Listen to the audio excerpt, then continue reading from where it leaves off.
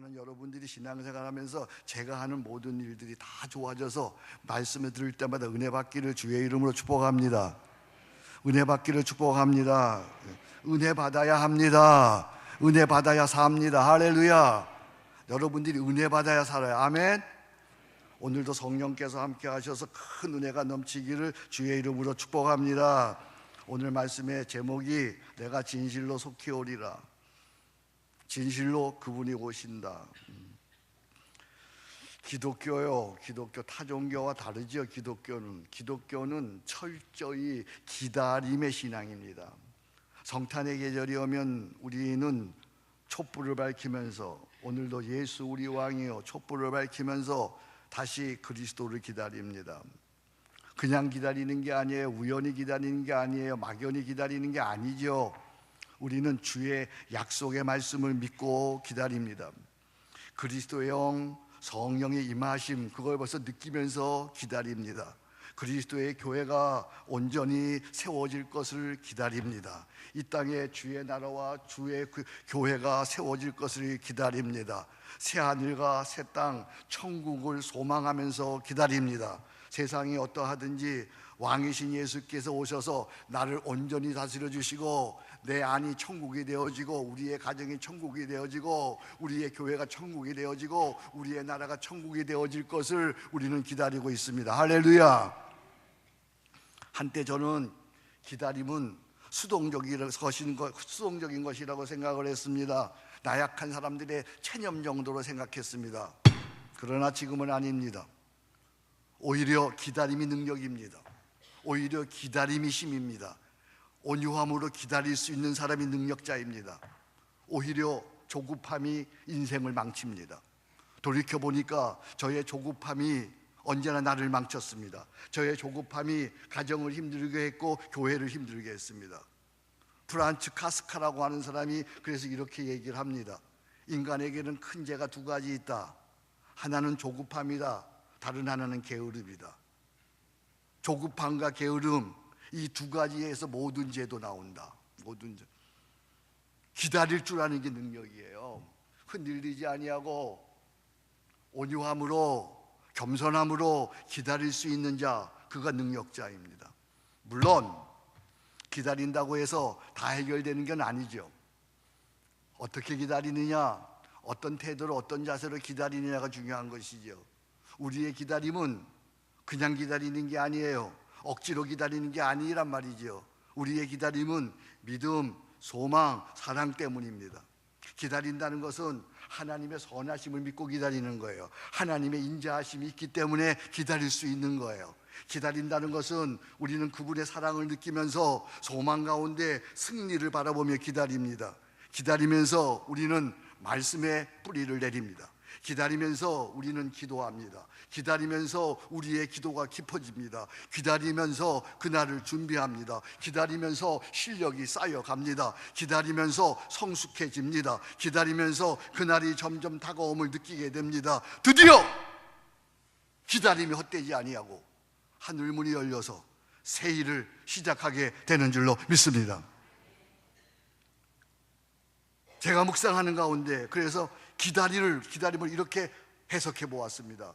우리가 기다리는 동안 하나님은 우리를 위해 일하시고 계신다. 할렐루야. 우리가 기다리는 동안, 기도하면서 기다리는 동안 하나님은 우리를 위하여 일하시고 계시는 거예요. 아무리 어려운 위협을 당한다고 해도 기다릴 수 있어야 해요. 욕을 먹어도 기다릴 수 있어야 돼요. 모함을 들어도 기다릴 수 있어야 돼요. 아브라함은 기다릴 수 없는 중에 25년을 기다려서 100세 이삭을 얻었어요. 요셉은 감옥에서 13년을 기다려서 애굽의 총리가 되었어요. 모세는 광야에서 40년을 기다려서 출애굽의 지도자가 되었어요. 욥도 기다렸어요. 다윗도 기다렸어요. 다니엘도 기다렸어요. 이사야도 기다렸어요. 느헤미야도 기다렸어요. 하박국도 기다렸어요. 세례 요한도, 사도 요한도, 바울도, 하나님의 사람들은 다 기다릴 줄 아는 사람이에요. 기다릴 수 없는 중에 기다려서 하나님을 만나서 존귀하게 쓰임받게 된 거예요. 그렇다면 우리도 기다릴 수 있어야 돼요. 아무리 어려워도 믿음으로 딱 버티면서 온유함으로 기다릴 수 있어야 돼요. 세상이 날뛰어도 소망 가운데 잠잠히 하나님만 바라며 부드럽게 온유함으로 기다릴 수 있어야 돼요. 기다리면 반드시 그분이 오셔서 도와주시는 줄로 믿습니다. 시편 62편 1절 2절에 나의 영혼아 잠잠히 하나님만 바라며 나의 구원이 그에게서 나는도다. 그렇습니다. 오직 그만이 나의 반석이십니다. 그만이 나의 구원이십니다. 그만이 나의 요새이십니다. 내가 흔들리지 아니하리로다. 잘 기다릴 줄 아는, 믿음으로 잘 기다릴 줄 아는 여러분과 제가 되기를 주의 이름으로 축복합니다. 기다릴 수 있는 것이 능력입니다.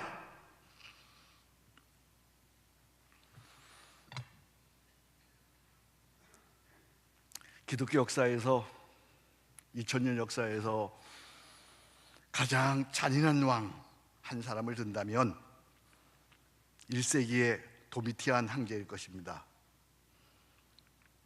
그로부터 황제 숭배가 시작되었으니까요. 로마 시민들은 황제를 가리켜서 시저 나의 주님이십니다, 이렇게 서로 인사해야만 했습니다. 서로 인사할 때 시저는, 가이사는 나의 주님이십니다, 이렇게 인사했습니다. 그런데 1세기의 그리스도인들은 그렇게 인사할 수가 없었습니다. 이웃들이, 친구가 누가 가이사는 나의 주님이십니다 이렇게 인사하면 당시의 그리스도인들은 아닙니다, 나의 주님은 예수 그리스도이십니다, 이렇게 인사했습니다. 바로 이 고백 때문에, 바로 이 신앙의 증언 때문에 1세기의 그리스도인들은 숱하게 순교의 제물로 잡혀가서 희생당해야만 했습니다. 당시에 요한 역시 살아계신 그리스도를 증언하다가 붙잡혀서 아주 먼 외딴 돌섬, 로마에서 48km 떨어진 밤모섬에 기양되어져 갔습니다. 무인도 같은 아무도 없는 섬에서 요한은 하루하루 기도합니다. 하루하루 말씀을 묵상하고 지냈을 것입니다. 어느 주일날 성령의 큰 감동이 있어서 하나님의 마지막, 이 시대의 세계의 마지막, 인류의 마지막 메시지를 받았습니다. 그것이 바로 요한계시록이에요. 인류 역사의 마지막 계시, 그것이 요한계시록이에요. 요한계시록은 1장 1절 이렇게 시작합니다. 우리 한번 요한계시록의 1장 1절을 다 같이, 자기 성경이 있으면 자기 성경 보시고 없으면 스크린을 봅니다. 같이 보겠습니다. 예수 그리스도의 계시라. 이는 하나님이 그에게 주사 반드시 속히 일어날 일들을 그 종들에게 보이시려고 그의 천사를 그 종 요한에게 보내어 알게 하신 것이라. 아멘. 여기 첫 문장이 무엇입니까? 예수 그리스도의 계시라. 누구의 계시예요? 예수 그리스도의 계시라. 이 말씀은 두 가지로 해석할 수 있습니다. 하나는 예수가 계시의 근원이란 말이에요. 예수가 계시의 근원입니다. 계시의 근원, 계시의 시작, 계시의 처음은 예수 그리스도라는 거예요. 이 책이 비록 요한에 의하여 쓰여졌지만 요한의 계시가 아니라 예수 그리스도로 시작된 계시라는 말씀이에요. 예수가 이 계시의 시작인 거예요. 예수만이 계시의 처음인 거예요. 또 하나는 예수가 계시의 중심이라는 거예요. 성경 전체의 중심 주자가 그리스도이듯이 이 계시록의 중심 역시 예수가 중심입니다. 예수 그리스도가 중심입니다. 물론 요한계시록에는 인류 종말에 관한 예언이 상당히 많이 들어 있습니다만, 그럼에도 이 계시록의 중심은 그리스도인 거예요. 요한복음 5장 39절에 예수님께서 친히 말씀하셨습니다. 너희가 성경에서 영생을 얻는 줄 생각하고 성경을 연구하니와. 다 같이 읽습니다. 이 성경이 곧 내게 대하여 증언하는 것이니라. 성경이 누구를 증언하는 것이라고요? 예수 그리스도를 증언하는 거예요. 요한계시록은 누구를 증언하는 것이라고요? 예수 그리스도를 증언하는 거예요. 요한계시록은 22장으로 되어 있습니다. 이 22장 되는 요한계시록, 많은 분들이 요한계시록 어렵다고 생각합니다. 난해하다고 생각합니다. 아니에요. 별로 난해하지 않아요. 여러분들이 이제 앞으로 요한계시록을 들을 텐데 아주 재미있고 심오하고 그리고 기쁨이 넘치고 그리고 종말을 미래를 준비하게 될 것인데, 이 요한계시록 22장은 그 내용을 5부분으로 나눌 수가 있습니다. 1장입니다. 1장은 죽음에서 부활하셔서 지금도 살아계신 그리스도예요. 십자가에 죽으시고 부활하셔서 이전에도 계시고 오늘도 계시고 장차도 계시고 세세토록 살아계시는, 오늘도 살아계시는 그리스도의 영광스러운 모습을 1장에서 보여주고 있어요. 두 번째입니다. 2장 3장입니다. 2장 3장은 교회의 주인 되시는 그리스도이십니다. 오른손에 7뼈를 붙잡고 있습니다. 이 7뼈는 7교회 보내는 사자입니다. 7교회의 사자를 붙들고 7교회를 우리 주님이 다니시면서 교회를 치리하고 계시는 주님의 모습, 교회의 주인 되시는 그리스도의 모습이 계시록 2장 3절에 보여주고 있습니다. 세 번째입니다. 4장 5장입니다. 천국의 영광 되신 그리스도이십니다. 하늘문이, 천국의 커튼이 살짝 열렸습니다. 그래서 천국 보좌가 보입니다. 그 보좌 주위에 24장로가 그리고 우리 앞서 천국에 간 성도들이 함께 모여 예배하고 있는 영광스러운 주님의 모습, 천국의 모습이 4장 5장에 보여지고 있습니다. 그 다음에 6장에서 18장입니다. 좀 깁니다. 여기는 역사의 심판주가 되시는 그리스도이십니다. 계시록에 보면 3가지의 심판이 나옵니다. 첫 번째 심판이 인봉심판입니다. 두 번째 심판이 나팔심판입니다. 세 번째 심판이 대접심판입니다. 여기 앞에 있는 인봉심판, 나팔심판, 이것이 여러분이 잘 한번 들어본 적이 있는 7년 대한날의 전반부입니다. 그래서 이 심판, 대접심판이 16장까지 갑니다. 그래서 후반부, 7년 대한날의 후반부, 역사를 심판하시는 그리스도의 모습이 보여지고 있습니다. 그리고 19장에서 22장은 역사의 완성자 되시는 그리스도이십니다. 그분이 역사를 시작하셨습니다. 만물이 다 그분으로부터 말미암았습니다. 이제 만물이 다 그분에게 돌아갑니다. 이제 하늘에서 새 하늘과 새 땅이 내려옵니다.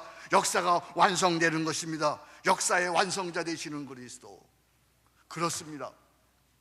요한계시록은 바로 예수가 그리스도이심을 보여주고 있습니다. 예수는 그리스도이십니다. 큰 소리로 아멘. 예수는 그리스도이십니다. 부활해서 지금도 살아계시는 그리스도이십니다. 교회의 주인 되시는 그리스도이십니다. 천국의 영광 되시는 그리스도이십니다. 역사의 심판자 되시는 그리스도이십니다. 역사의 완성자 되시고 새하늘과 새 땅, 하나님의 나라를 완성하시는 그리스도이심을 믿습니다. 그렇다면 이제 여러분에게 묻습니다. 소홀히 함부로 대답하지 않았으면 좋겠어요. 예수님께서 그리스도이신데 오늘 예수는 나에게도 그리스도 되십니까? 정말로 나에게도 예수는 그리스도 되십니까? 말뿐만 아니라 매일의 일상에서 예수는 진정 나의 주 그리스도 되시면 큰 소리로 아멘. 자녀를 야단칠 때도 예수는 나의 주 그리스도 되십니까? 지 맘대로 하면서 무슨 예수는 나의 주 그리스도예요? 부부싸움 할 때도 예수는 나의 주 그리스도 되십니까? 말만 하지 마세요. 회사에서 근무할 때에도 예수는 나의 주 그리스도 되십니까? 이런 저런 회의할 때도 예수는 나의 주 그리스도 되십니까? 매달 받는 월급 봉투 앞에서도 예수는 나의 주 그리스도 되십니까? 자녀들, 귀하게 키운 자녀들 결혼시킬 때에도 세상의 간습과 풍습을 따르지 아니하고 예수는 나의 주 그리스도 되시냔 말입니다.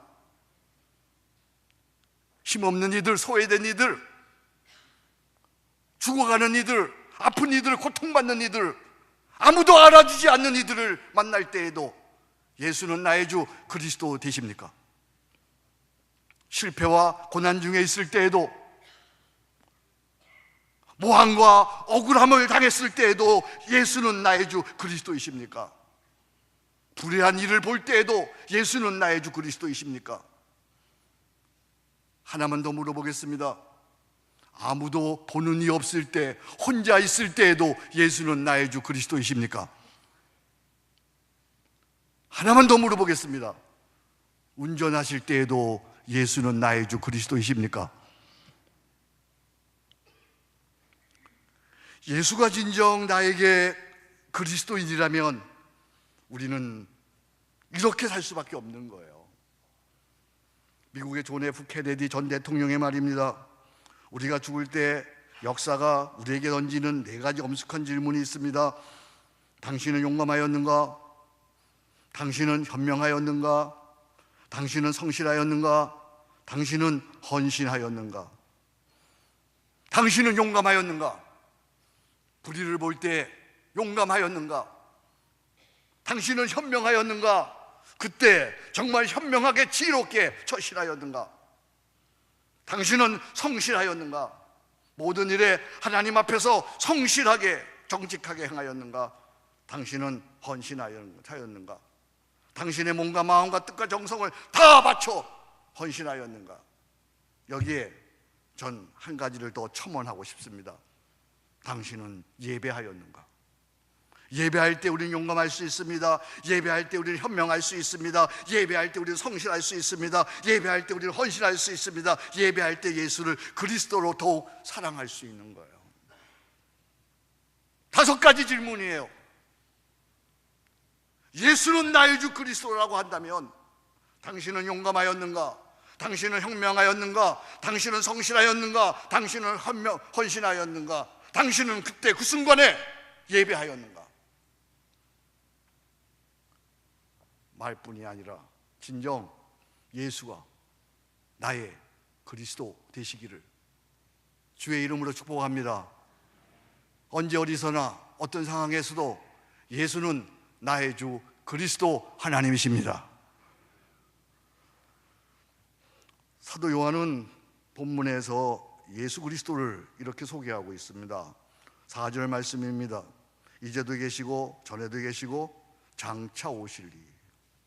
이제도 계시고 전에도 계시고 장차 오실리. 7절 보겠습니다. 볼지어다 그가 구름을 타고 오시리라.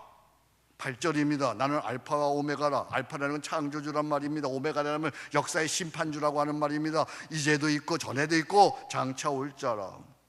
예수 그리스도 그날에 진실로 다시 오시는 줄로 믿습니다. 그분이 다시 오시는 날 그분에게 박해받고 그분을 경멸하던 모든 사람들, 억울하고 힘들고 고통받던 모든 이들이 비로소 주님이 역사의 주라고 하는 사실을 알게 될 것입니다. 세상 모든 사람들이 그분 앞에 무릎을 꿇게 될 것입니다. 그날은 그들의 무서운 심판의 날이 될 것입니다. 그러나 예수를 진실로 그리스도로 고백하며 따랐던 이들에게는 위로와 기쁨과 감사와 상급과 축복이 있는 줄로 믿습니다. 기막힌 얘기 하나 할게요. 초대 교회사에 나오는 이야기입니다. 300년대입니다. 3세기입니다. 한 무명의 성도가 원형 경기장에서 사자를 향해서 죽음을 향하여 걸어가고 있습니다. 교회사에 나오는 이야기입니다. 그때 줄리안 황제가 묻습니다. 줄리안 황제, 이 황제도 악랄한 황제였습니다. 하나님 무서운지 모르는 황제였습니다. 죽음을 향해 사자굴을 향하여 걸어가고 있는 성도를 향하여 묻습니다. 너는 죽음이 두렵지 않냐? 두렵지 않습니다. 어째서 죽음이 두렵지 않은가? 나의 주님이 오늘도 살아계셔서 나와 함께 계시기 때문입니다. 아멘. 그러니까 줄리안 황제가 씩 비웃으면서 이런 말을 합니다. 말 잘해야 되죠. 말이 있다고, 입이 있다고 함부로 말하면 안 되는 거죠. 내 주님이 살아계시다고? 내 주님이 살아계시다고? 그렇다면 지금 그 나사렛 목수는 무엇을 하고 있단 말이냐? 어디 내 주님이 살아있는 거 보여주라. 지금 나사렛 예수가 어디 있느냐? 있다면 그 나사렛 목수는 무엇하고 있느냐? 비웃었습니다. 그때 무명의 그리스도인이 줄리안 황제를 향해서 이렇게 선포합니다. 폐하, 내 주님 나사렛 예수 그리스도는 폐하 같은 사람을 위하여 관을 짜고 있습니다.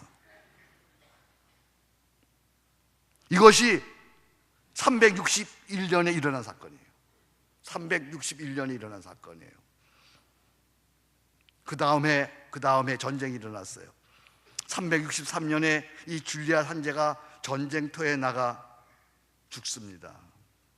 그가 전쟁터에서 죽어가면서 남긴 말이 유명한 말입니다. 오 갈릴리 사람이여, 그대가 승리자여라. 그대야말로 승리자여라. 하나님의 역사는 무섭습니다. 그래서 우리는 겸손해야 합니다. 정직해야 합니다. 진실해야 합니다. 하나님을 두려워하는 여러분과 제가 되기를 축복합니다. 예수 그리스도 그분만이 죽음을 이기시고 부활하시고 지금도 살아계셔서 인류 역사를 주관하시고 개인 역사를 다스리십니다. 반드시 악인은 심판하십니다. 그러나 의롭게 충실하게 사는 당신의 백성은 지키시고 보호하시고 인도하시고 함께하시고 복을 주십니다. 시편 23편 4절 말씀입니다. 내가 사망의 음침한 골짜기를 다닐지라도 해를 두려워하지 않을 것은 주께서 나와 함께 하십니다. 할렐루야.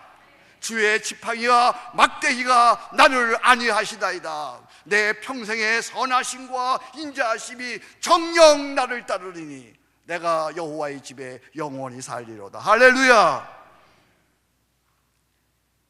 이제 예수 그리스도 그분이 우리와 함께 하실 뿐만 아니라 역사를 심판하시고 완성하시기 위해서 곧 다시 오시는 줄로 믿습니다. 그래서 우리는 해마다 대림절이 되면 특별하게 촛불을 밝히면서 기다리는 거예요. 크리스마스 추리를 만들어 놓았지만 불을 밝히지 않았어요. 기다리는 거예요. 우리 예수님 탄생하신 그날까지 우리는 불을 밝히지 아니하고 기다리는 거예요. 촛불을 밝히면서 우리는 주님 오심을 기다립니다. 첫 번째 촛불을 밝혔습니다. 첫 번째 촛불 하나는 한 분이신 생명의 주, 구원의 주 하나님을 그리스도를 말씀하고 있습니다. 두 번째 촛불은 너와 나를 하나 되게 하시는 그리스도, 성결하신 그리스도를 말씀하고 있습니다. 세 번째 촛불을 켭니다. 세 번째 촛불은 성부, 성자, 성령 삼위일체 그리스도 하나님이십니다.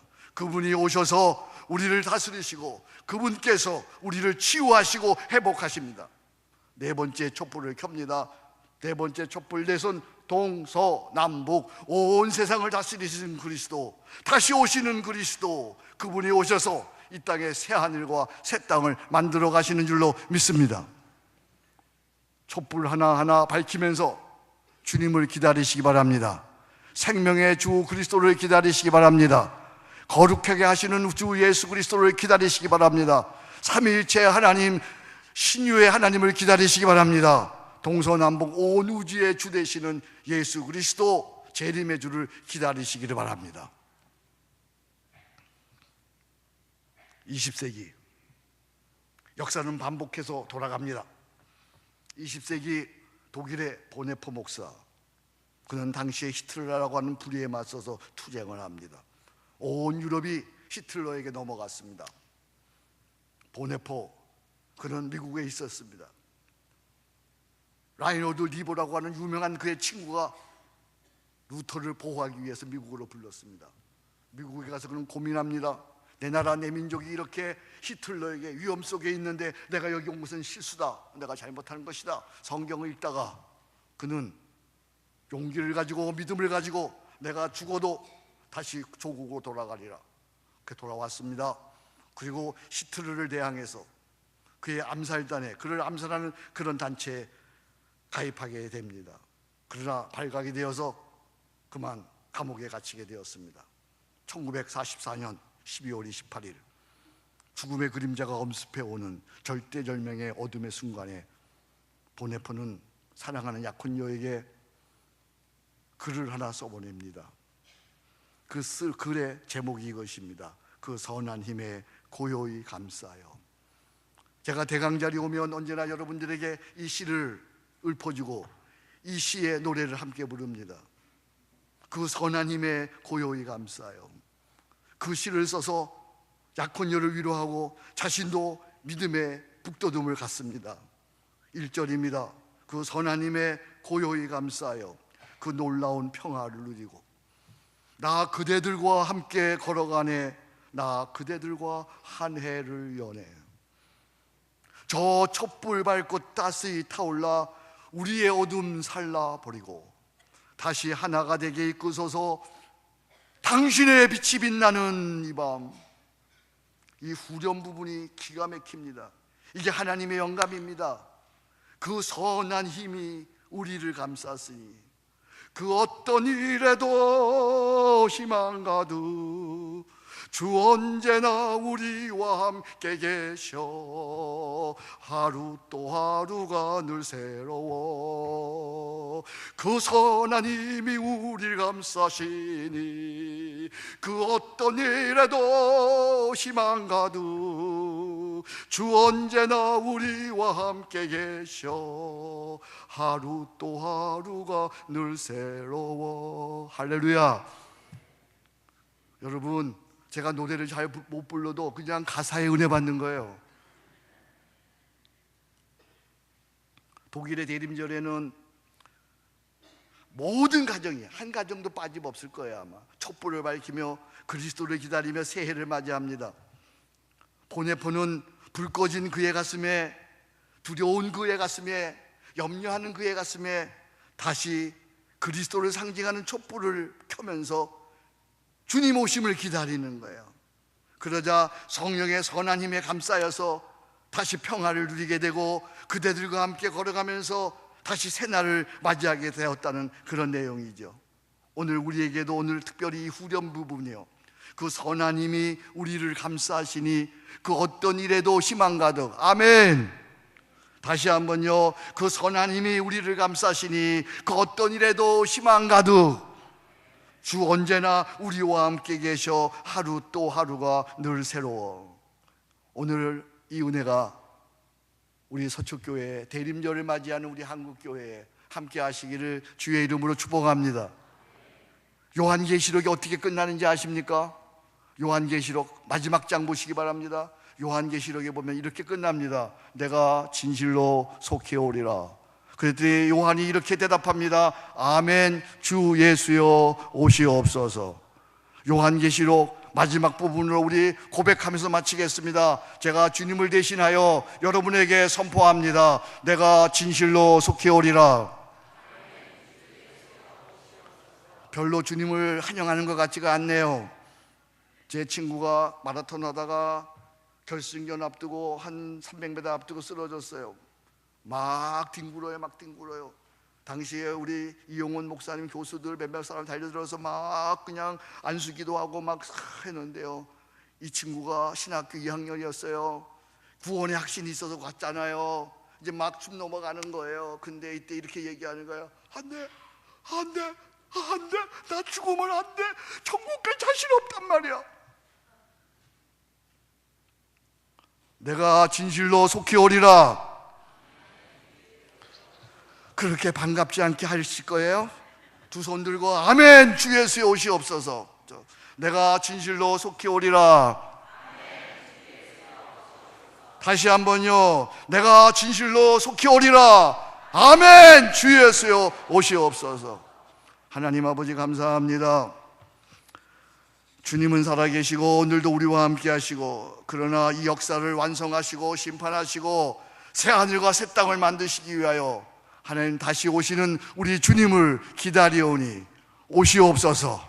오셔서 자정하사 저희를 다스려 주시옵소서. 우리의 가정에, 우리의 심령 속에, 우리의 교회 속에, 우리의 나라 속에 하나님의 나라가 임하시옵소서.